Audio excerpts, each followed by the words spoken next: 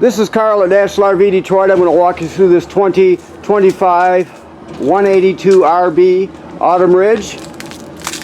This is a how-to video, so I'm just going to show you some of the features and how they work, okay?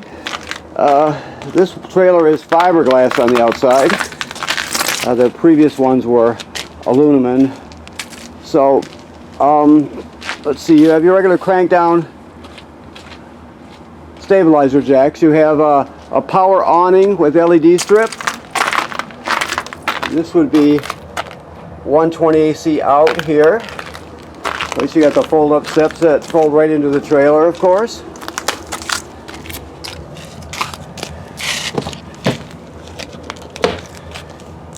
This is your power cord here.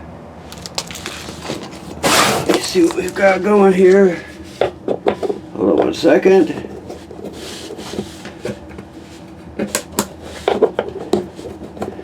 I just got this out here. Okay.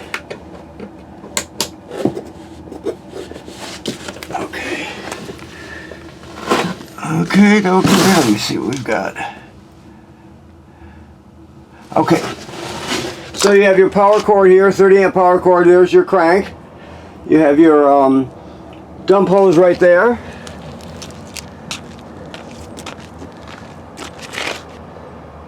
Battery box and 20-pound LP tank. Crank type tongue jack.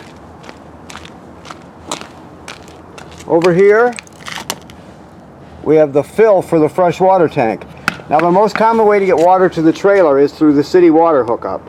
You just hook it up, turn it on, and you're all set. But if you're camping someplace that doesn't have city water, you can pre-fill your fresh water tank right here, and then you can use the onboard pump to pump the water. I'll show you where the switch for the water pump is when we get inside.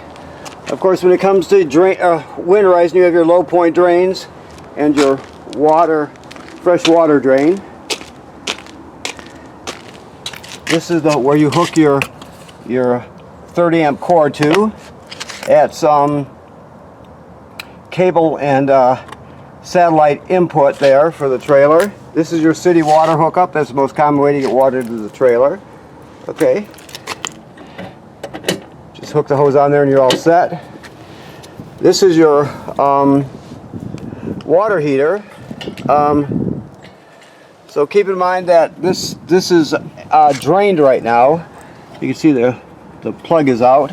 So you want to make sure you fill it with water before you turn it on in the springtime. Right now it's winterized, so it's filled with antifreeze. The reason they drain it and bypass the valves in the back bypass it in the back with the valves is because you can't get antifreeze into the water heater tank. It just got a really foul taste to it and it won't go away. So this has been bypassed and drained for the winter, okay? So keep that in mind. Never run it without water in it. The switches to control it are inside. I'll show you those when we get inside also. It's very simple. Everything's really simple. This is a vent here for your range hood. So keep in mind when you're running your range hood, which is over your cooktop, it vents to the outside right there. Pre-wired for a backup camera right there.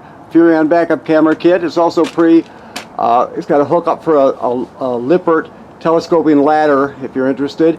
Keep in mind that it's good to have a ladder because the manufacturer states you should inspect the roof every 90 days. So you want to send somebody up there or go up there yourself. Just be very careful, of course. Every 90 days and inspect the roof. Look for damage. Could be caused to the roofing material or attachments by, let's say, low branches or road debris flying up there. You want to look at the sealant. Make sure there's no cracking or separation where water could get in.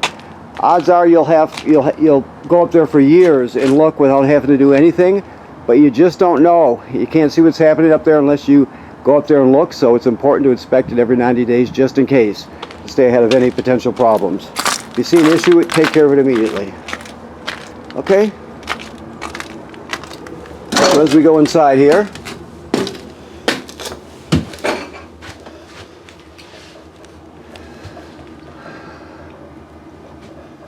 your power awning switch is here. As you can see, never leave it out unattended. If you're not going to be at the campsite, roll it in. Your water pump is here. You'll use that water pump to pump water out of the fresh water tank if you don't have city water. You also use the water pump to winterize the trailer. To turn on your water heater on gas is here. To turn on electric, it's here. Most people run the electric while they're camping. When they get to the campsite, they'll make sure water's in the water heater tank for one thing, and then you turn it on, and you'll just leave that electric on.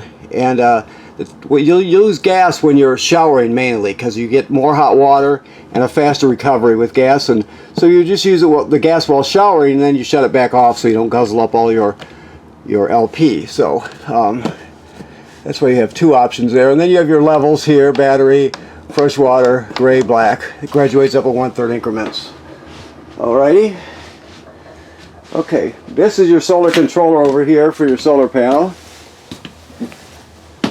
Let's see if I can get you so you can see it here. It's very difficult to get a good angle on it. I'll talk you through it either way. Okay. Okay, right now you got 12.7 volts DC in the system. You'll see that when it comes around again. Right there. And you're gaining 0.3 amps from the sun. It's being converted from the sun and turned into electricity and stored in your battery. You'll have more than just 0.3 right now, but you'll have more depending on the time of day, the amount of cloud cover, the position of the sun in the sky, and the relationship to the trailer, that sort of thing. It can go up past 7, 8, amps. So keep that in mind. 34 degrees Fahrenheit at your battery. Like I said, 12.7 and 0.3. 23.4 voltage coming off the solar panel. That's off the solar panel. It's not what's stored in the battery. It's between the converter, or excuse me, I'm sorry, between the solar panel and the solar controller, right? The 12.7 that we see is from the battery into the system, right? So keep that in mind. That's the important number. This is the most important page here, if you can see it. The one with the two numbers on it. That one tells you the battery voltage DC in the trailer, and then the amperage that you're gaining from the sun. Okay, so you can read more about this, but that's the solar controller, and it controls your solar panel. You have a backup, or I'm sorry, a backing plate here for a TV, and then you have hookup here. You can turn this on and off like that, but you want it on. That tells you your digital antenna is turned on. Of course, your keys are right here on the faucet. This is your carbon monoxide LP gas detector here. It should always be glowing green. If it stops, you get it serviced. There's also a test button on it. You push the test button, and if it doesn't work, you get it serviced. Never put it off. Never ignore it. If it's not working, get it taken care of immediately, okay? This is your fan that we talked about that vents to the outside. There's your switch there, and there's your light here.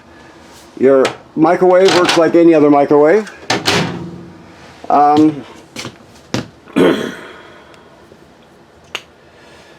Your cooktop here, you just push it in to light it. Whoops, I'm sorry, I always put the glass top up. Okay, you're just going to turn it and depress it. There you have it. Very simple. Okay, I always travel with this in the down position. Give a second to cool. Okay. Let's see what we're missing here. The table drops down, turns into a bed. You just remove the poles and put the tabletop on these cleats and cover it with the cushions. You got a second bed. Of course, you have this one here, which pulls up. You have some storage underneath it. Okay. Refrigerator is 12 volt DC refrigerator, so it runs on 12 volt DC. Okay. This is your furnace thermostat. It clicks to the left to turn it on, right here. It's very kind of tough to get it to click when it's new, so you got to snap it and just push it over and it'll turn on. Very simple, just an analog thermostat. As we come in here, your shower, of course. You have a fan, of course. A GFCI. All the plugs in the trailer are wired through this GFCI here. So if you lose power in any of the plugs, they're all wired through it. So if you lose power on the plug outside or any of the other ones, you're going to reset it here. Your toilet has got a flush pedal on it right here. So when you get to the campground, you hook up your power and your water, of course. This toilet sits right over a black tank, right? So when you'll come inside, you'll put a dose of chemical right in the bowl. Then you'll stand on the pedal and hold it down till you put at least a gallon of water in the tank below, along with the chemical. You can use more than a gallon, just don't use less. Most people do use more, so just don't use less than a gallon, and always have the chemical, and you're all set. You can use it. If you don't do that, if you run it dry, it'll get clogged up. The smell is terrible. It'll just be a mess. So always a dose of chemical and at least a gallon of water when you start using it. Okay. In your sink, of course. Everything else is self-explanatory. All right. So let me look around, see if I've ever got anything. Your air conditioner, the controls are right on it. This one here is your thermostat, and here you have 2 fan speeds, which is the air conditioner running without the compressor, just circulates air, and then 2 cool speeds, which are 2 air conditioning speeds. Okay, and of course your detector, your smoke detector. Okay. So that pretty much covers it. You've got an escape window here, which work like they all do. I'm not going to bother opening up, but I guess I will. You just push it all the way through like this, and you would push it all the way through. Then you grab a hold of your tab here and pull the screen out, and you're all set. Okay? All right. So I want to thank you for purchasing your trailer here at National RV Detroit. Please remember to inspect your roof every 90 days or so. Be very careful. And right now this is winterized, so the water's been purged from the system and replaced with antifreeze. The water heater is bypassed and it's empty right now. Never run the water heater without water in it. And any other questions you have, you can ask us when you come to pick up, and we'll talk you through it. Okay? Thank you very much.